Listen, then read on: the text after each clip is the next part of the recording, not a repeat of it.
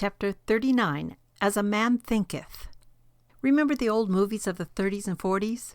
The brave, long-haired frontiersmen faced down enemies and overcame all dangers. The revolutionary mobs, dirty and ragged, heroically screamed their rage at kings and shook their fists at the troops who tried to hold them back with guns and bayonets. The reruns have been on television for almost 20 years. For a while now, we have been having the reruns in our schools and streets as silly youth masquerade as frontiersmen and frontierswomen, or as revolutionary peasants, and demonstrate against the establishment. Do movies influence people? An empty-headed, faithless man is wide open to any hypnotic suggestion. How much more so our empty-headed youth, reared often without either discipline or faith. It is easy to bridge the communication gap if you remember the old movies. The youth are talking their language, although they feel original and creative when they echo the stale lines of old movies. We have for a long time been feeding on the bread of envy or jealousy.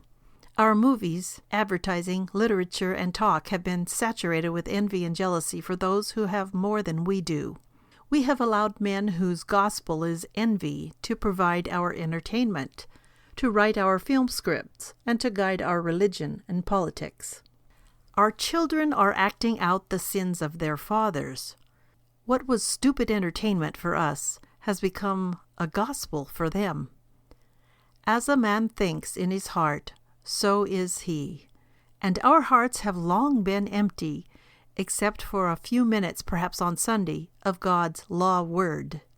Instead, we have been dominated in our hearts and minds by the politics and gospel of envy and hatred. Solomon tells us the conclusion of the matter. The morsel which thou hast eaten shalt thou vomit up and lose thy sweet words. Proverbs 23:8.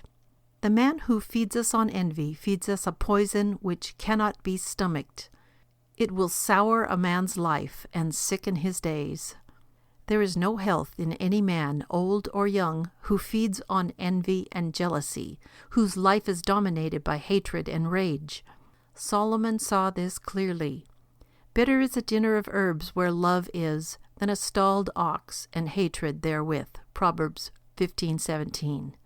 A vegetarian meal with love is better than a banquet of hate with a fatted steer. There is good beef on your table, but is there also envy and hatred?